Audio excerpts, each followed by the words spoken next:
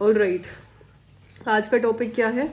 किस किस को लगता है कि ब्लेसिंग्स बहुत इंपॉर्टेंट है? कितने आप में से जो लोग को लगता है कि ब्लेसिंग्स वाला ये जो कॉन्सेप्ट है इसको समझना बहुत इंपॉर्टेंट है? ओके, अभी कोई एक लाइन में डिफाइन करो, आप में से जो भी कर सकते हैं, कि what is blessings according to you. Blessings होती क्या है आपके अनुसार? ओके, मतलब किसी के लिए मन से एक अच्छी फीलिंग निकले, किसी ने कुछ किया, छोटा सा भी किया भले ही, पर आपके दिल से कुछ अच्छा, खुश हुए आप एक सेकंड के लिए, वो क्या होती है? ब्लेसिंग होती है। और किसी को बताना है ब्लेसिंग क्या होती है? It's a lift for the life. तो अपना लाइफ को लिफ्ट करने का एक तरीका है, ब्लेसिंग्स चाहिए होती हैं। ओके, इसके अलावा कोई? दीदी, हमारे द्वारा किए गए अच्छे कर्मों का परिणाम भी है दुआ। ऑफ कोर्स, क्योंकि अगर हम कुछ अच्छा नहीं करेंगे तो दुआएं मिलती नहीं है। ठीक है, ये भी कह सकते हैं। इसके अलावा कोई?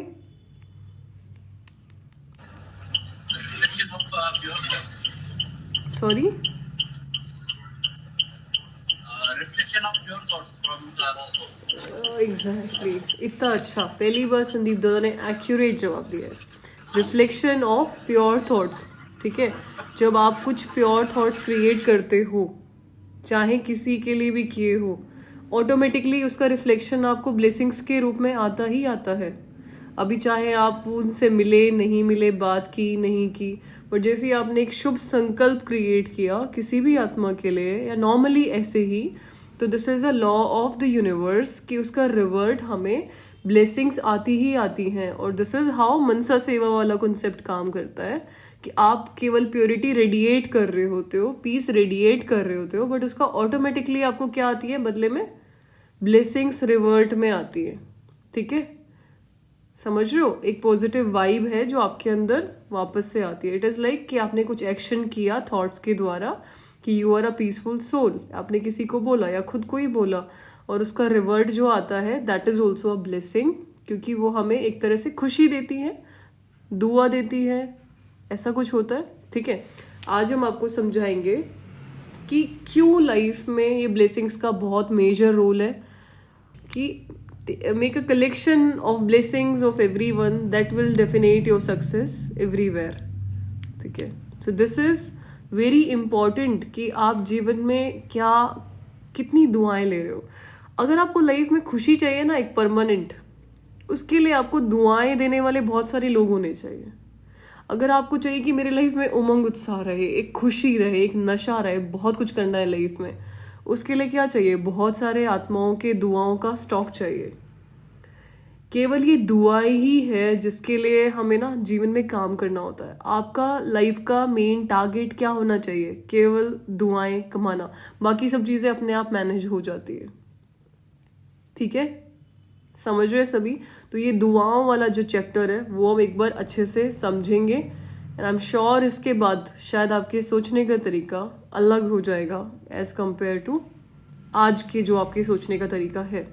ठीक है, हमें इससे क्या हेल्प हुई है पर्सनली, हम वो सब डिस्कस करेंगे बस। ओके, सो जिस दिन से हम ज्ञान में चले, ऑफ कोर्स जब से हमने ज्ञान समझा है या हम समझते हैं कि हम पुरुषार्थ करना शुरू कर रहे हैं, या जितना भी टाइम हमें हुआ है, इस टाइम पीरियड के दौरान केवल एक ही चीज़ बाबा ने हमें सिखाई, एक मेजर चीज़ जो आपको करनी है वो ये है कि मैक्सिमम लोगों को हेल्प करो और दुआएं इकट्ठी करो। आपको कोई पैसे देके जा रहा है तो वो शायद पैसा उतना काम नहीं आएगा, लेकिन अगर वो आपके सर पे हाथ रख के दुआ देके जा रहा है तो वो दुआ आपको ज़्यादा काम आएगी। अगर आपको एक हाथ में कोई कैश देके जाए और एक बार एक तरफ बोले कि बस सर पे हाथ रखूंगा, आप दोनों में से क्या चीज़ चूज करोगे? सिर पे हाथ रखवाना ज्यादा प्रेफर करेंगे। चलो, ये तो रीनू बहन बोल रही है, सबका क्या कहना है इस पे? नहीं, हमारा भी ऐसा ही है बहन।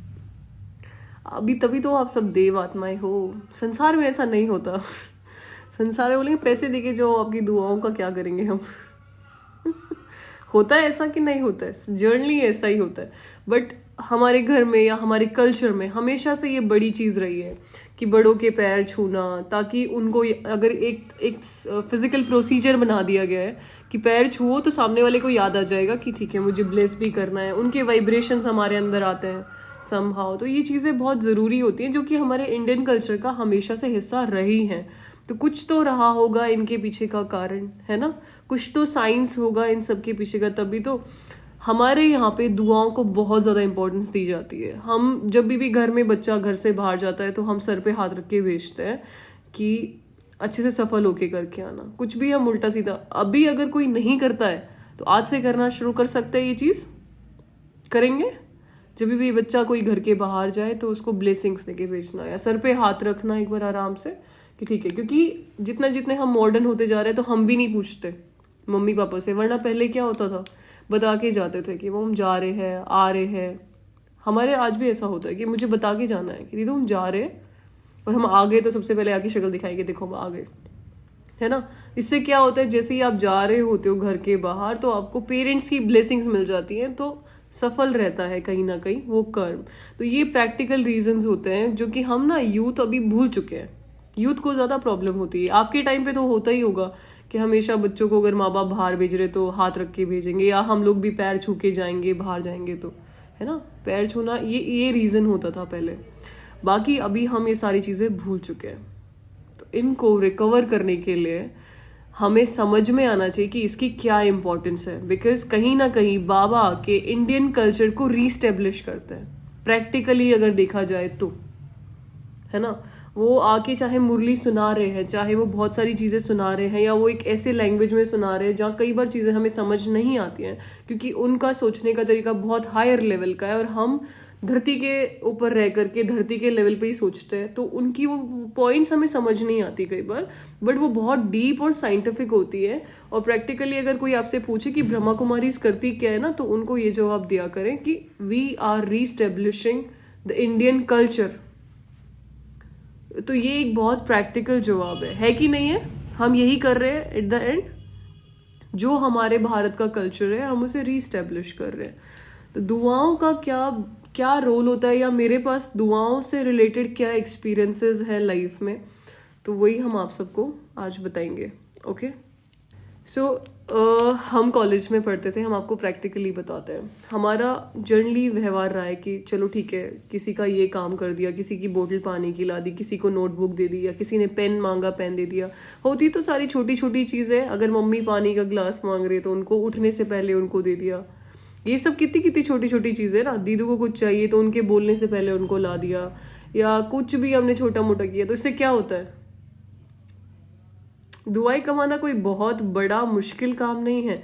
इट इज़ जस्ट कि कोई आपके पास आसपास रह रहा है तो आप उसको कंफर्टेबल करते हो, और बदले में आपको क्या मिलती है, ब्लेसिंग्स मिलती है। कि वो एक तो आपके रिलेशंस बहुत अच्छे हो जाएंगे इस वजह से कि ये बच्चा बहुत काम का है। मुझे तो बोलते हैं बहुत अच्छे, बहुत काम की लड़की है ना। उनको ये नहीं पता कि इसको फ़ायदे के बिना तो ये ग्लास भी नहीं उठाएगी पानी का ठीक है। सो इससे क्या है, उससे ऑफ कोर्स मुझे एक इंटेंशन तो हमेशा रहती है कि उन लोगों की दुआएं मुझे लगे कहीं ना कहीं, या ये जो हमेशा मेरी बुद्धि में रहता है। दुआएं मिलने से एक चीज़ क्या होती है, और कि अगर आपके पास बहुत सारे लोग हैं दुआएं देते हैं तो आपकी लाइफ में ना प्रॉब्लम्स बहुत कम हो जाती हैं। कुछ चीज़ें आनी होंगी बट क्योंकि आपकी दुआओं का खाता बहुत बड़ा है ना, तो वो चीज़ें बहुत छोटी होकर रिजॉल्व हो जाती हैं।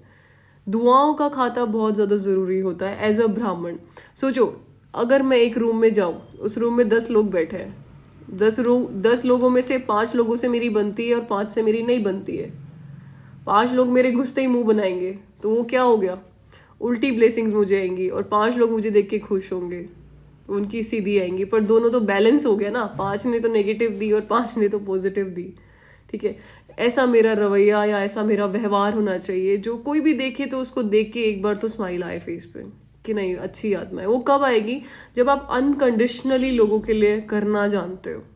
एज अ ब्राह्मण बाबा आके हमें कहते हैं कि मैं तुम लोगों का सर्वेंट हूँ, और अगर हम किसी को हेल्प करते हैं ना, या किसी को पानी का ग्लास भी उठा के दे दिया, तो हमें ये लगने लग जाता है कि हम तुम्हारे सर्वेंट है क्या। लगता है कि नहीं लगता है? वो ईगो होता है दीदी। एग्जैक्टली, वो हमारा ईगो होता है जिसके वजह से हम ब्लेसिंग्स भी, इस बारे में तो हम सोचते ही नहीं है कि मुझे दुआएं कमानी है, क्योंकि हमें लगता है कि ठीक है ना, क्या है, क्या ज़रूरी क्या है। बट जो ब्राह्मण्स हैं, जिनको लगता है कि हमें लिटरली जीवन में पुरुषार्थ करना है, जिनको लगता है कि मुझे कुछ सच में बनना है, कुछ समझ भी नहीं आ रहा है ना, तो बस ये एक छोटा सा काम करना शुरू करो कि मुझे हर वो कर्म करना है जिससे मुझे दुआएं मिलेंगी। चाहे वो पेरेंट्स की हेल्प हो, चाहे किसी दोस्त की हेल्प हो, चाहे लौकिक में हो, चाहे अलौकिक में हो, चाहे छोटा सा पानी का ग्लास उठाना हो, चाहे कोई बड़ी सेवा हो, जो भी हो, आपके लाइफ का पर्पस केवल एक यही होना चाहिए कि मुझे हर वो कर्म करना है जिससे मुझे दुआएं मिलेंगी। एंड ये दुआएं आपको हल्का बनाती हैं। अब हम ये भी समझते हैं कि ना, हमें लगता है कि कई लोगों के मेरे से संस्कार मैच नहीं होते, वो लोग तो मुझे कभी दुआ दे ही नहीं सकते, उन लोग को तो हम कभी अच्छे लगेंगे ही नहीं। होता है ऐसा कि कुछ भी कर लूँ मैं, ये लोग मुझसे सेटिस्फाइड नहीं होंगे, लेकिन मैं शांत रह के अपना ईगो डाउन करके वो कर्म तो कर सकती हूँ ना, जो भी वो करने के लिए कह रहे हैं, या मैं उनको हेल्प करने की कोशिश तो कर सकती हूँ ना, ठीक है। या मेरे से जो बन सकता है, हेल्प ना छोटी छोटी चीज़ों से नज़र आती है, ठीक है। किसी को कोई ज़रूरत थी तो आपने वो ला के दे दिया। अभी मैं समझा पा रही हूँ क्या? मेरे को समझ नहीं आ रहा कि ये कितनी छोटी बात है, लेकिन इससे भाग्य कितना बड़ा बनता है। क्योंकि आपको लाइफ में हर चीज़ में एक ना ठहराव चाहिए होता है, हर चीज़ में एक सपोर्ट चाहिए होता है। अगर आप किसी प्रॉब्लम में फंसते हो ना, आपको पैसे से ज़्यादा दुआएं चाहिए होती हैं उस चीज़ से बचाने के लिए, ठीक है। कभी कितनों के साथ ऐसा होता है कि हम कहीं फंसे थे और अचानक कोई बहन या भाई आ गए और मुझे उस चीज़ से बचा लिया। या कितनी बार ऐसा लगता है कि बाबा ने मुझे उस चीज़ से बचा लिया। कितनी बार ऐसा होता है ना कि यहाँ फंस जाते हैं हम, लेकिन ना बाबा ने बचा लिया।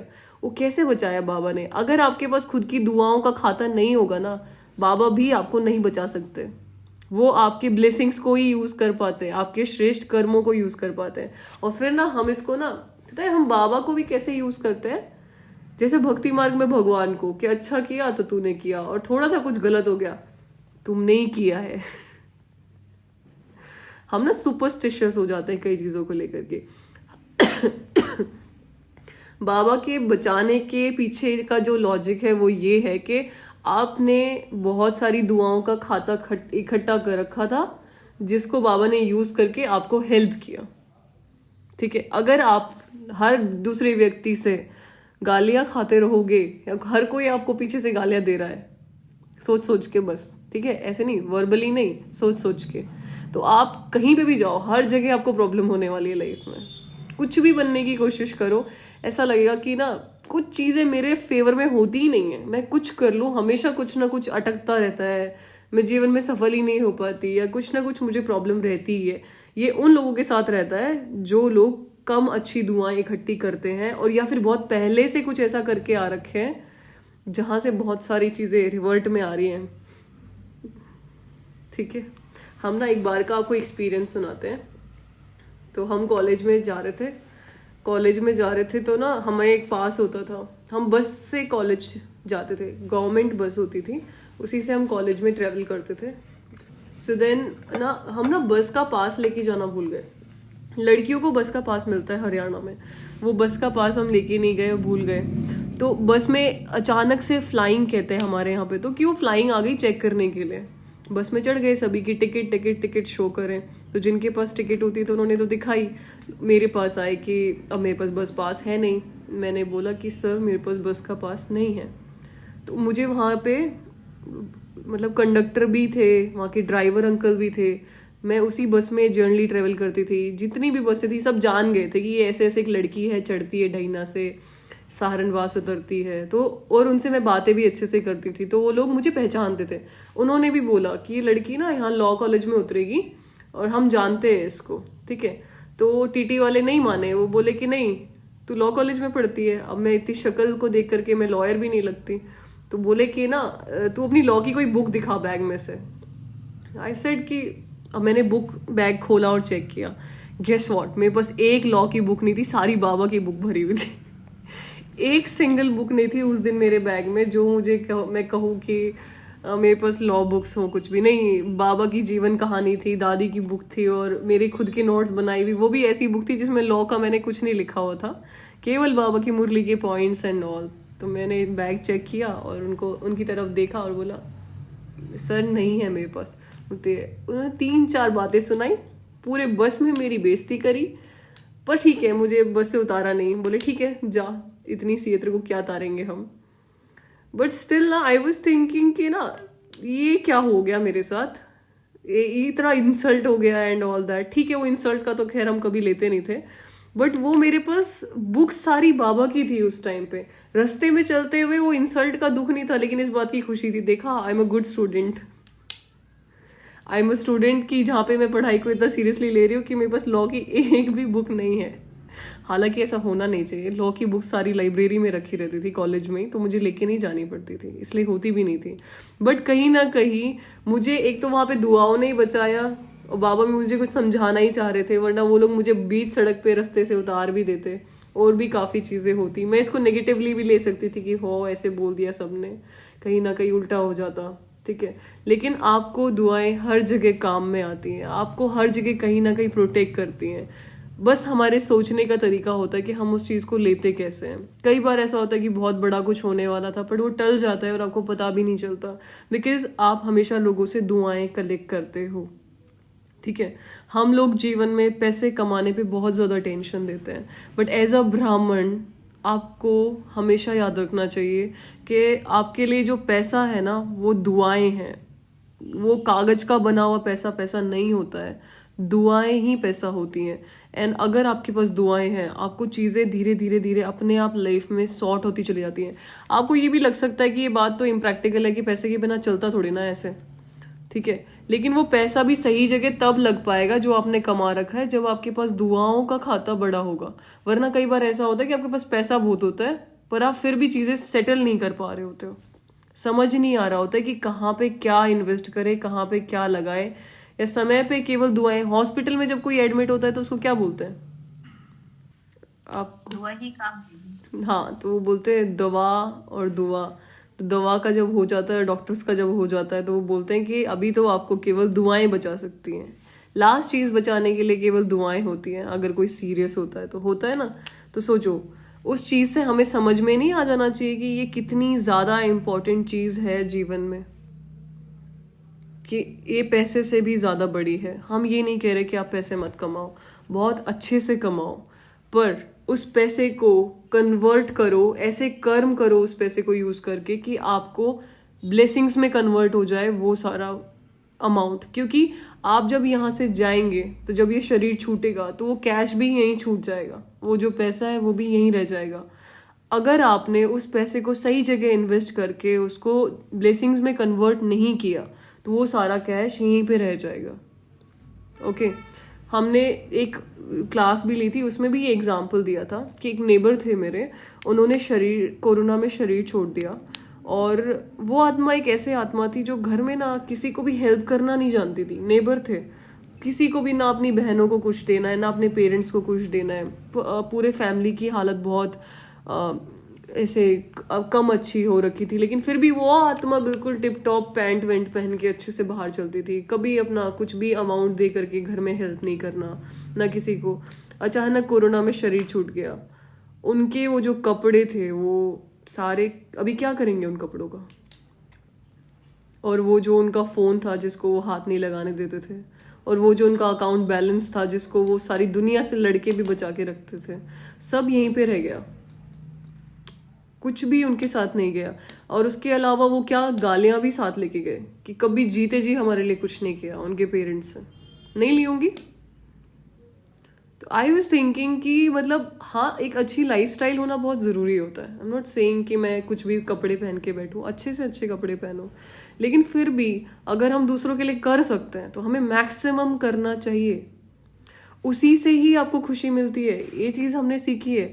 अगर आज कोई मेरे अकाउंट में बहुत सारे पैसे डालता है ना, तो उस पैसे के आने की शायद मुझे खुशी नहीं होती, पर अगर मैं वही पैसा अपने पेरेंट्स पे इन्वेस्ट करूँ, या मैं सेंटर पे कोई चीज़ ला के दूँ, या मैं सेंटर में लगाऊँ, तब उससे फिर मुझे खुशी होती है। ये एक लिटरल प्रैक्टिकल चीज़ है, ठीक है। मैं आपको ये भी नहीं कह रही हूँ कि सेंटर पे लगाओ या ये करो, मैं आपको बस ये कह रही हूँ कि उसको कन्वर्ट करो, उसको इन्वेस्ट करो कहीं ना कहीं, जो आपकी ब्लेसिंग्स बने।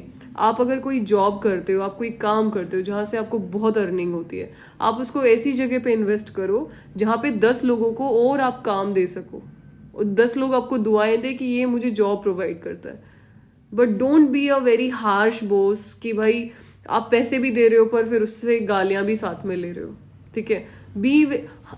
जो जो दुआएं लेने का सबसे बड़ा तरीका होता है आपके बोलने का तरीका क्या है, आप बात कैसे करते हो।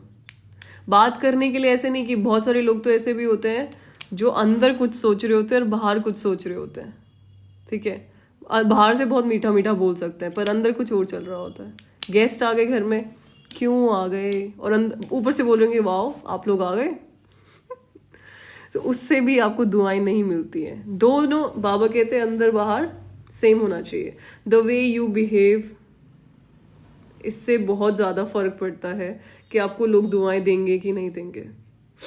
और उसके लिए जो बिहेवियर है वो कैसे डिसाइड होता है, द वे यू थिंक, है ना। और थिंकिंग कैसे ठीक होती है, आपको दिए गए जो अभ्यास है वो करोगे तब। और कितने लोग हैं जो कर रहे हैं, बहुत सारे कर रहे हैं इस बार तो। जो नहीं कर रहे हैं प्लीज टेक इट सीरियसली, है ना। नहीं करोगे तो क्या होगा, थोड़ा नुकसान हो जाएगा। जब सब डेटीज बन जाएंगे तब आपको लगेगा कि मैं क्यों नहीं बना।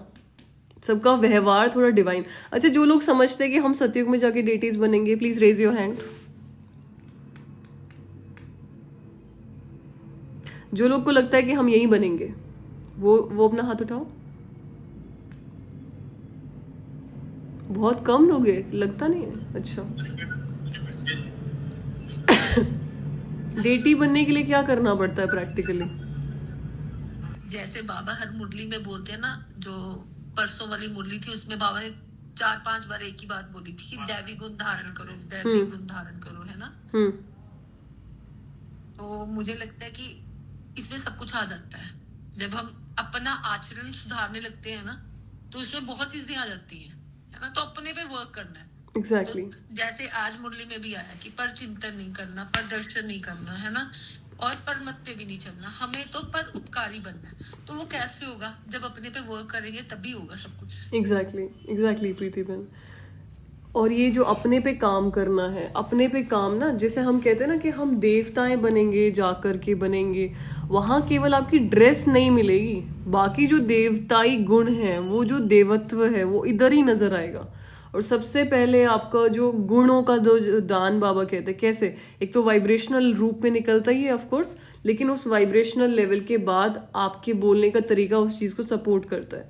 आप बात कैसे करते हो लोगों से, आप लोगों के लिए कितना सोचते हो, ठीक है, आपका रवैया कैसा है लोगों के प्रति, आप लोगों को देख करके खुश होते हो कि आपको ऐसा हो जाता है कि नहीं क्यों आ गए घर में 4 जने, ठीक है, आपकी कितने लोगों से बनती है, ठीक है। बाबा ये सारी चीजें भी, इसको कैरेक्टर सर्टिफिकेट देना कहता है वैसे किसी को, कि आपके दोस्तों से जाके पूछेंगे कि आपका व्यवहार कैसा है, आपके क्लोज जो लोग हैं वो बताएंगे। अच्छा, कई बच्चे ऐसे भी हैं जो समझते हैं कि ना सेंटर पे जाके या बाहर जाके मेरा रवैया अच्छा रहता है। आपका जो ओरिजिनल नेचर है ना वो केवल आपके घर वालों को पता है, जिनके बीच में आप ज्यादा से ज्यादा समय बिताते हो।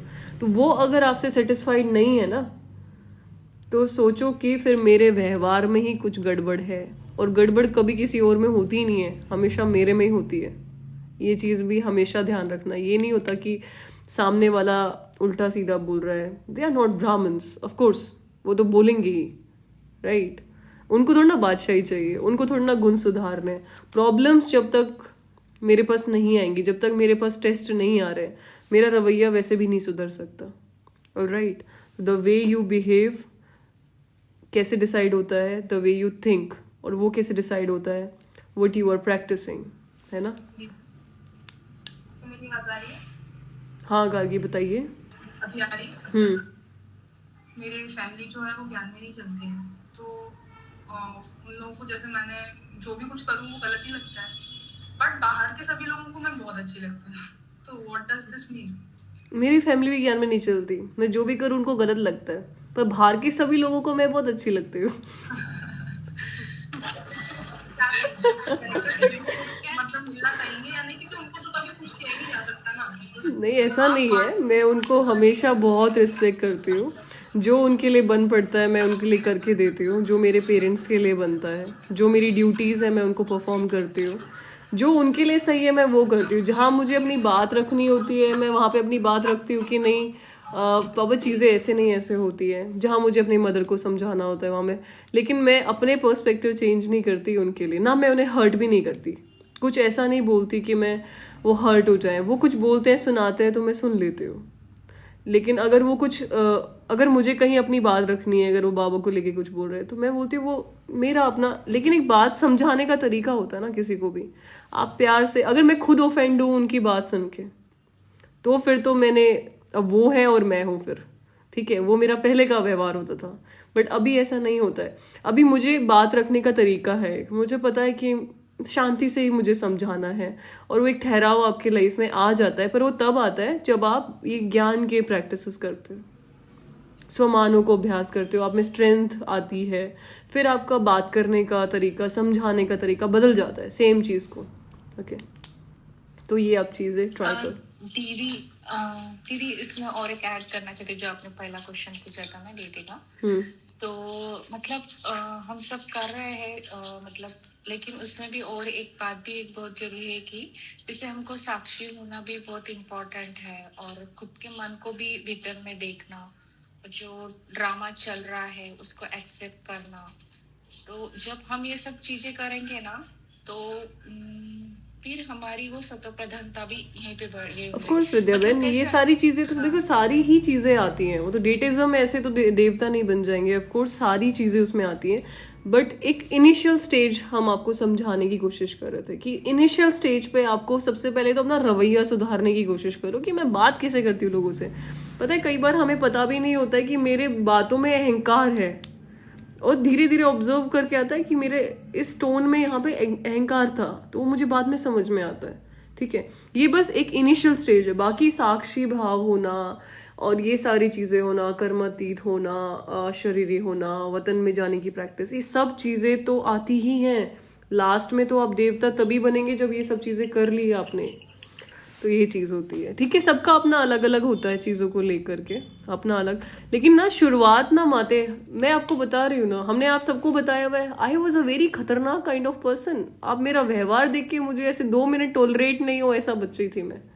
2 मिनट कोई मुझे टॉलरेट नहीं कर सकता, एकदम कह सकते हो कि बिल्कुल महाबदतमीज काइंड्स, कि किसी को कोई कुछ भी लेना देना नहीं, कौन खड़ा है सामने कौन नहीं खड़ा है। डरते वैसे भी किसी से भी नहीं थे बचपन से ही, पर ना और दीदी हमारी परीक्षा तब भी होती है जब हम अपने वर्क प्लेस पे जाते हैं। एग्जैक्टली, जब आपके सामने कोई ऐसा है जो आपको टॉलरेट नहीं कर सकता, तब उसमें फिर मजा आता है खेलने में, कि अभी या तो ये हिलेंगे और या तो मैं हिलूंगी, दोनों में से कोई एक ही हिलेगा। लेकिन आप अंदर से बहुत अच्छे थे ना, दिल से कह सकते हैं बाबा ने सुधारा है, बहुत अच्छे भी नहीं थे, आप लोग सोच भी नहीं सकते कभी। अच्छा पता है, वतन में कभी किसी को, सबको साक्षात्कार तो होंगे, सबका कैसा कैसा पार्ट रहा है, आप लोग देखना। हमें तो समझ नहीं आता किधर मुंह छुपाएंगे अपना, ऐसे ऐसे हम गुस्सा करते थे। ठीक है, तो चलो समझ में आया सबको क्या होता है, दुआएं क्यों जरूरी होती हैं, प्रैक्टिकल रीजन क्यों भाई दुआएं क्यों कमाओ ना। एक तो बाबा को अट्रैक्शन होती है उन बच्चों से जो लोग दुआएं कमाते हैं, जिनको बहुत सारी दुआएं लगती हैं। अच्छा, एक प्रैक्टिकल तरीका बताऊं मैं आपको दुआएं कमाने का, जिसमें 1 सेकंड में बहुत सारी दुआएं कमाई जा सकती हैं, वो है मनसा सेवा। When you are radiating vibrations to the earth, that increases your collection of दुआएं, ब्लेसिंग्स। वो 1 सेकंड में बहुत ज़्यादा दुआओं का खाता बढ़ जाता है। ठीक है, लेकिन आपको वो चीज़ करने में मज़ा भी आना चाहिए, ऐसा नहीं कि बस कर दिया, ऐसे ही कुछ भी करना था तो कर रहे हैं, ठीक है, समझ तो आ नहीं रहा है बट कर रहे हैं। नहीं, वो जब इंटेंशनली बैठोगे ना, किसी बच्चे की कोई प्रॉब्लम दिखाई दी कि सड़क पे चल रहा है, कि मुझे फॉर एग्जांपल अभी हम ना कई बार न्यूज़ देखती रहती है मेरी बहन, तो वो हमें दिखता है कि पॉलिटिशियंस एंड ऑल दैट, ये सब का क्या होगा, ऐसे कैसे चलेगा इंडिया एंड ऑल दैट। हर चीज़ का सल्यूशन मुझे लगता है मनसा सेवा होती है कहीं ना कहीं। मैं पार्लियामेंट हाउस में जा कर के वाइब्रेशंस रेडिएट कर सकती हूँ, ये तो मेरा खुद का थॉट है, कोई भी कर सकता है। मैं वहाँ पे पीसफुल वाइब्रेशंस रेडिएट करूँ, पावरफुल वाइब्रेशंस। कल को हमारे यहाँ पे अच्छे पॉलिटिशियंस, आपको पता है ऐसे ही नहीं स्थापना होने वाली है, बहुत अपने ब्राह्मण आत्माएं ही निकलेंगे, भारत के हर सत्ता को संभालेंगे, और हम लोग में से कोई निकलेंगे और जा कर के उधर फिर धीरे धीरे धीरे धीरे चेंज होगा, इंडिया की इकोनॉमी राइज होगी, बहुत सारी चीज़ें भी होनी बाकी हैं। और पता है समय बहुत कम है तो बहुत स्पीड से होनी है, लेकिन उस समय में वो लोग सरवाइव करेंगे जो लोग सोल कॉन्शियस हैं, या वो थोड़ा थोड़ा प्रैक्टिस भी कर रहे थे सोल कॉन्शियस होने की। ये एक अमेजिंग चीज़ होती है जब आप थोड़ा सा, जिस कॉन्शियसनेस में दुनिया नहीं है, सोचो उस एक अलग कॉन्शियसनेस में आप हो, तो that is a very different, unique and amazing thing. हमें लगता है कि बस आत्मा आत्मा क्या ही समझे खुद को, पर पता है ये जो कॉन्शियसनेस है ना, ये दुनिया में किसी की भी नहीं है। ये एक ऐसी कॉन्शियसनेस है जब आप खुद को अलग और स्टार समझते हो।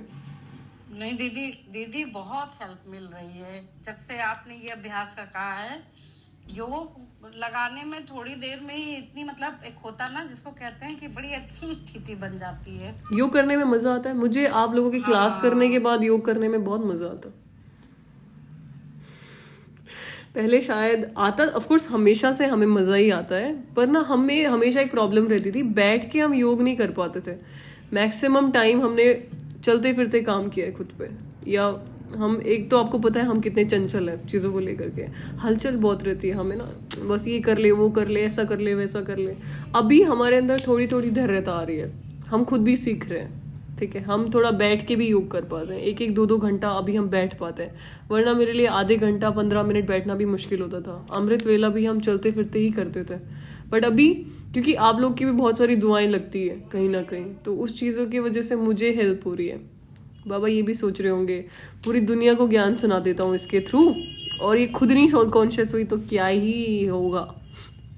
तो अभी वो मुझ पे थोड़ा ज़्यादा अटेंशन दे रहे हैं कि पहले इसको सोल कॉन्शियस बनाओ। दीदी ये जो दुआओं का आप बता रहे हो, तो अभी 2-3 महीने पहले मैंने एक प्रैक्टिस शुरू की थी, जिसमें मैं कहीं पर भी जाती हूँ, मुझे कोई भी इंसान दिखता है तो मैं सोचने के अलावा डायरेक्ट उसको बोलती रहती हूँ, your body is perfect healthy, your mind is perfect healthy, तुम एक शक्तिशाली है। तो मुझे कोई भी दिखता है रास्ते में, तो आई डू दिस। आप आगे से उनको बोलना निर्विघ्न भव, कल्याणकारी भव, शक्तिशाली भव।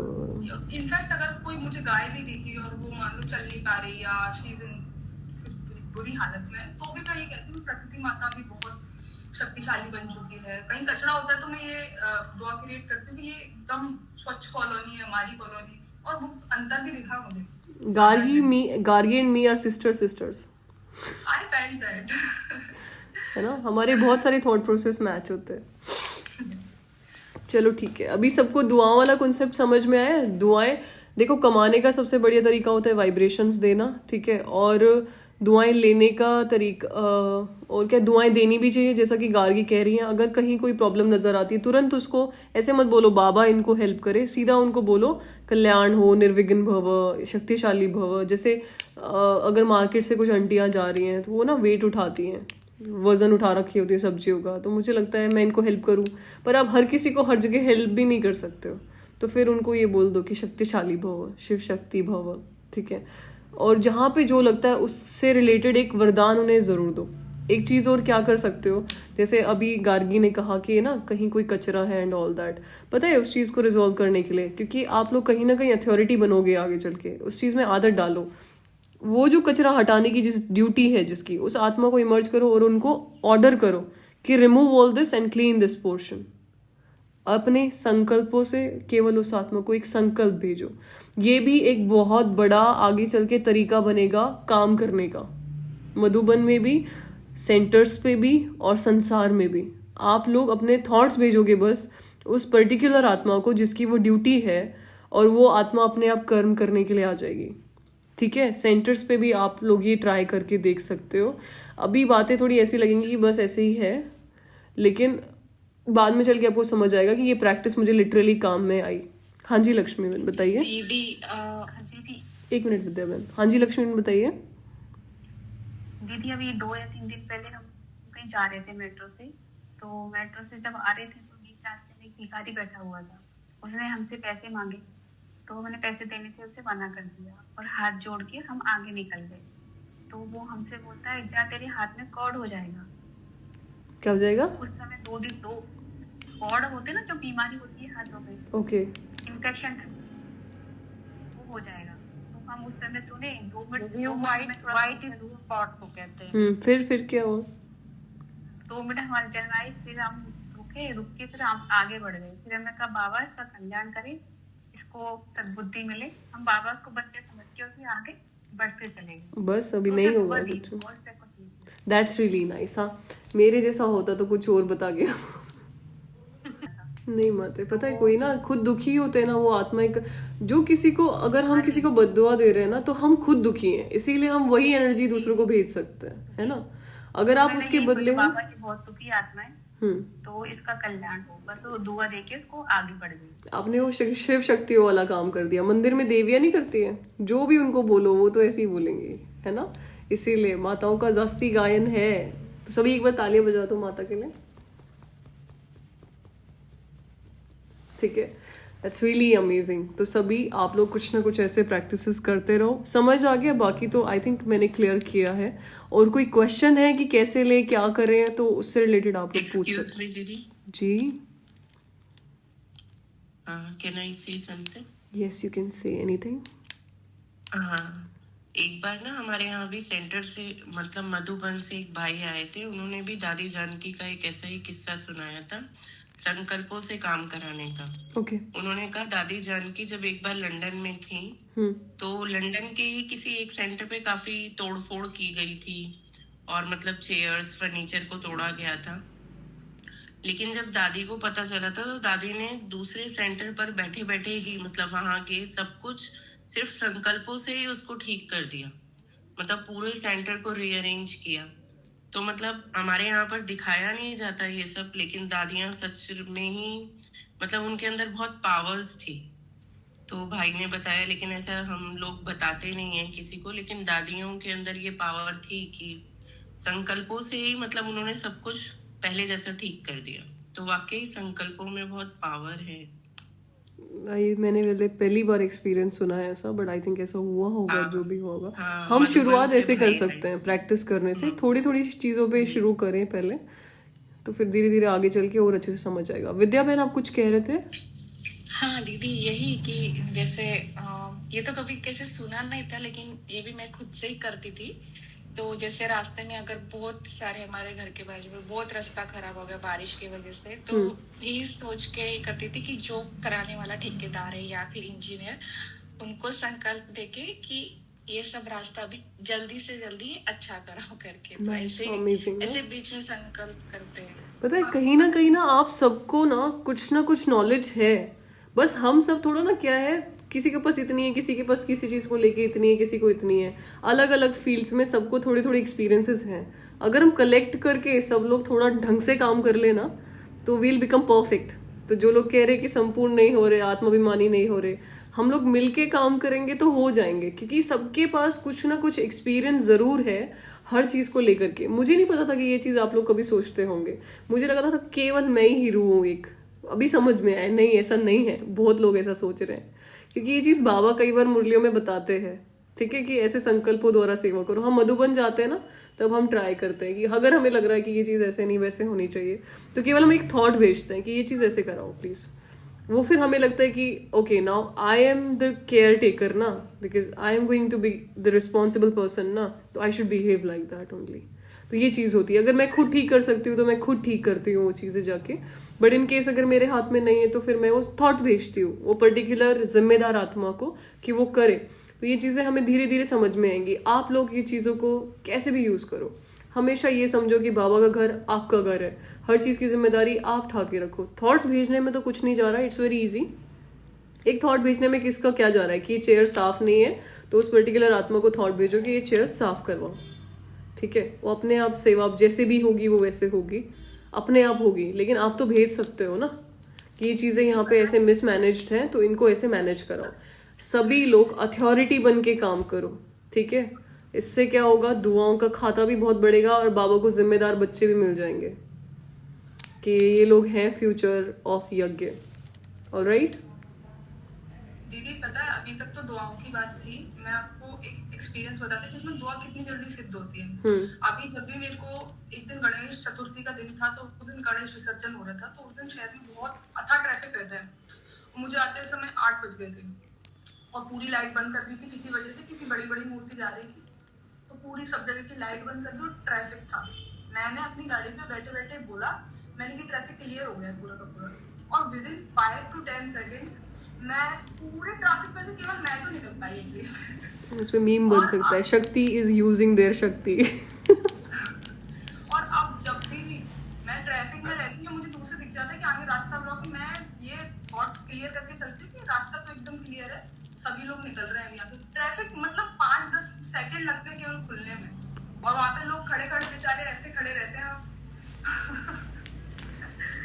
मैंने कहा ना आप मेरी बहन हो, तो मुझे बहुत सारी चीज़ें मैच होती हैं। हम पता है क्या करते हैं, हम ऐसे में अगर कहीं ट्रैफिक लगा हुआ तो हमने जितने बार सुदर्शन चक्र घुमाए, हम बोलेंगे go and clean this Sudarshana, go and clean this. जाम सच में खुल जाता है। अभी आप लोग सब हंस सकते हो इस बात पे, बट ये चीज़ें लिटरली काम करती हैं सच में। गौरव भाई हंस रहे, देखो ठीक है। अपनी शक्तियों को यूज़ करो, कल को चल के ना आपको कॉन्फिडेंस रहेगा। कहीं फंस के खड़े हो गए तो आपको पता होगा मेरे पास पावर्स हैं, मेरे पास संकल्प शक्ति है, तो मैं चीज़ें रिजॉल्व कर सकते हो। चलो ठीक है, अभी ओम शांति everyone, please take care of yourself. अच्छे से पुरुषार्थ करो, अच्छे से चार्ट भरो। ओके, ओम शांति।